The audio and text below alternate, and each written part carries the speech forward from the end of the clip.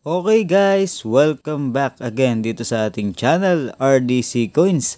At sa bidyong ito ay pag-uusapan natin ang 1 peso coin na may taong 2006 at kung magkano na ang halaga nito sa kasalukuyan. At alam nyo ba na ang 1 peso year 2006 ay may halaga na at ito ay isa sa mga semi-hard to find coins na pwede nating ibenta sa ating mga kaibigang kolektor.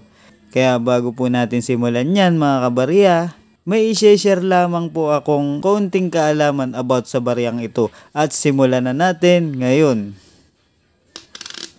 Alam mo ba na ang 1 peso 2006 ay isang uri ng magnetic at ang features nito ay ang issuer Philippines.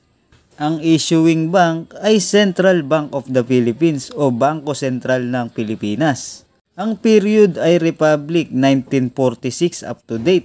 Ang type naman ay standard circulating coin. Ang years ay from 2003 up to 2017. Ang value naman ay 1 piso o 1 PHP. Ang currency ay 1 piso 1967 up to date. Ang composition naman ay nickel plated steel. Ang weight ay 5.35 grams. Habang ang diameter naman ay 24 mm. Ang thickness ay 1.9 mm. Ang shape ay round. Ang technique ay milled. Ang orientation ay medal alignment. Ang number ay N number 17107.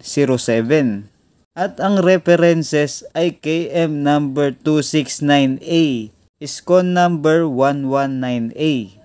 At ang baryang 1 peso year 2006 ay kasalukuyan pa rin nating ginagamit hanggang ngayon. Alam mo ba na ang Bangko Sentral ng Pilipinas ay gumawa lamang ng kabuuang bilang na 2% para sa baryang ito.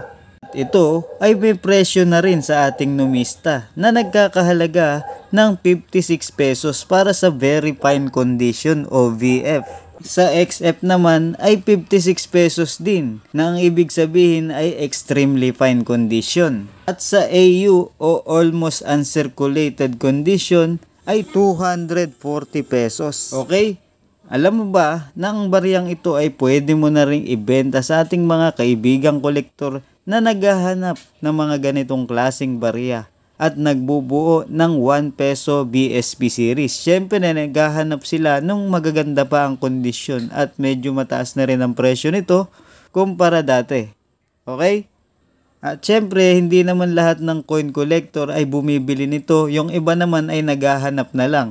Pero yung mga ganitong klaseng barya ay semi hard to find at madalang na talagang makita sa ating sirkulasyon.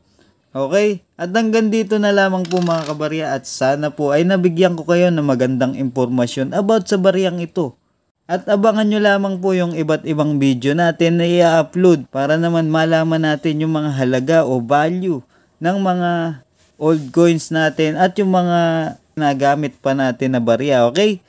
Muli po hanggang dito na lang at maraming salamat sa lahat ng nakasubaybay dito sa ating channel RDC Coins. Lagi po kayo mag-iingat, keep safe at syempre, goodbye!